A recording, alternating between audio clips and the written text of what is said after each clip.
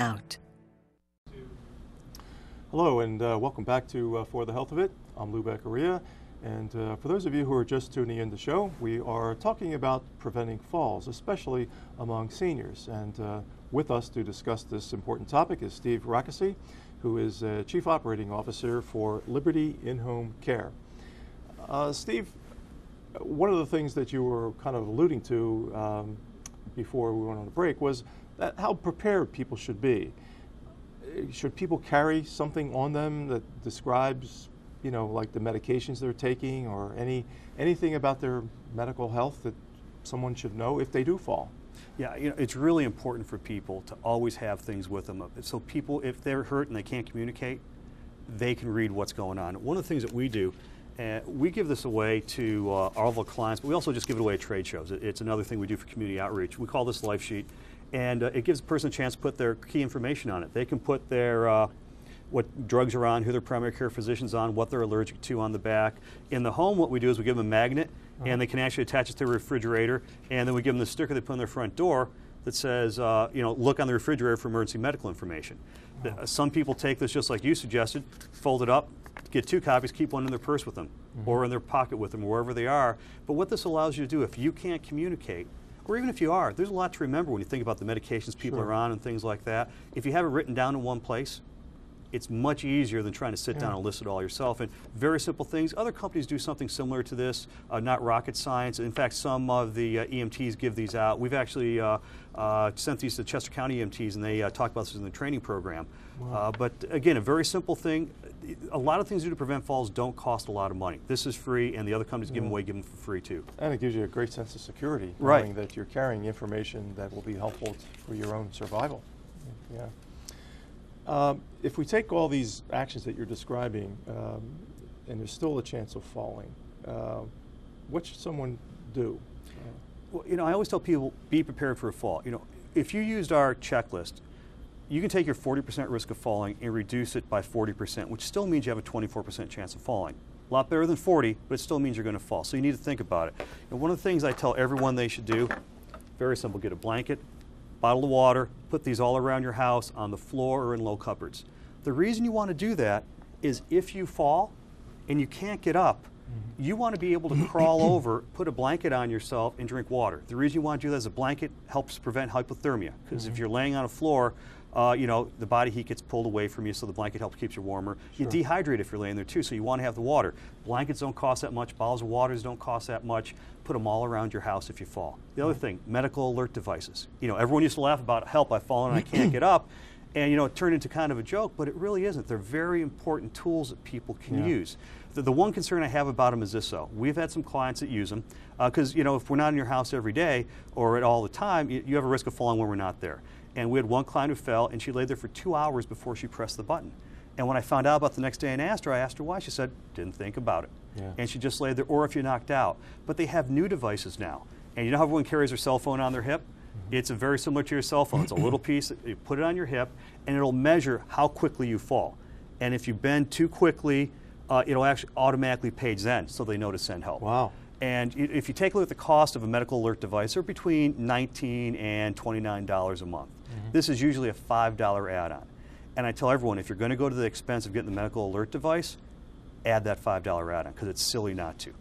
It's a really great tool. Other thing you do if you don't have a medical alert device, have planned times that people call you every day. Maybe they call you at 10 in the morning and 5 at night to make sure you're okay. If they don't get a call, then they know to come over and check on you. Now, you still might lie there for 5 to 8 hours, but it's a lot better than laying there for 2 days. So, I mean, a very simple thing, again, that doesn't cost you any money at all to do that. Other thing you need to think about with falling is, let's assume you're going to fall.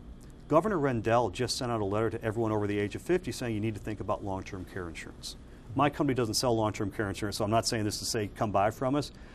But if you think about, you have a 25% risk of falling if you use our tools, you need to have some of the insurance so you can be in control when you fall, where you get to go, choose how you're going to be, you know, taken care of and things like that. So it's a real important thing to plan for. And the earlier you get it, the less expensive it is. Absolutely. I mean, if you're in your 30s or 40s, which no one thinks about falling then, it's dirt cheap. If you wait till your 60s or 70s, it gets more expensive, but it's still more affordable than paying for, you know, a stay yourself, because the new policies out right now, you can use them to pay for in-home care like where you don't have to leave your home. You know, the reason we're in business is people don't want to leave their homes. They want to age in place gracefully. Sure. You don't have that choice all the time if you're not in control of your financial situation. So it's a very important thing for us to take a look at and help you with. Is the onset of osteoporosis, Steve, a major cause for why, you know, that curve goes up so drastically when you hit 50? And people start losing bone marrow? Yeah, as they lose bone mass, obviously you're more susceptible to breaks. So a fall that you might have gotten up and shaken off when you were 30, if you have that same fall at 70, you know, you're going to break a bone or so. And you know, the other hard part is when you fall, your natural reaction is to put your hands in front of you. If you have osteoporosis or weak bones, when you do that, you can break your wrists. We had one of our clients we went in with, and this was actually a great story. She was only a client for 8 weeks. She fell, broke both her wrists. We helped her during that period. She recovered, and she was fine. But still, she had an 8-week period where she couldn't really use her hands the way she wanted to. Yeah. And you know, you're supposed to, when you fall, kind of twist into it and land on your behind. That's much easier said than done. If you've ever fallen, your first thought is, my gosh, I just got to stop myself. Sure. Grab for something. So there's no easy way to tell people this is what you should do. Well, I can tell you that, but in reality, when you start falling, you don't think about that. Yeah, it's a natural reaction to put yourself Absolutely, out but as you get, to your point, osteoporosis, you tend to break bones that way. That's why the injuries go up so significantly as you age. Yeah. When someone who is older falls and they have the osteoporosis, why is it that they don't necessarily make a full recovery? You know, again, going back to the example of my mother about 5 years ago, that happened with her. She had a fall and went through rehabilitation, but only could go so far, even though she worked at it pretty hard. Is there something about the shock of such a fall at an advanced age that will, you know, militate against your making that full recovery? Well, you know, the shock might be part of it, but just think about as you age. You know, if you have a cut on your finger, it doesn't heal as quickly as it used to when you were younger. It's harder to heal as you age. And so it really boils down to that. It's the fall. I mean, you can get hurt many different ways, even though that's a leading cause of injuries for seniors. It's harder to heal as you age. You just can't recover as quickly. So major traumas that you could have endured when you were 30, you can't endure them when you're 70. Your body doesn't have the inner strength that it used to recover from those. Yeah. Let's touch upon a topic, Steve, of insurance. Okay. The kinds of things that you are suggesting, do you deal, first of all, in your business, do you deal a lot with insurance companies? And do you see that the insurance companies coming along to maybe help cover some of these things, these devices that you're talking about, so that in their own self-interest, they could save money, the insurance companies? Well, if you're talking about the insurance companies like the Blue Cross and the Blue Shields and places like that, they don't really cover in-home care. They'll cover it maybe for a short period of time if you need it. But if you need ongoing long-term care, it's something you need to plan for yourself. You need to work with the companies that sell long-term care insurance. And we're actually an approved provider for every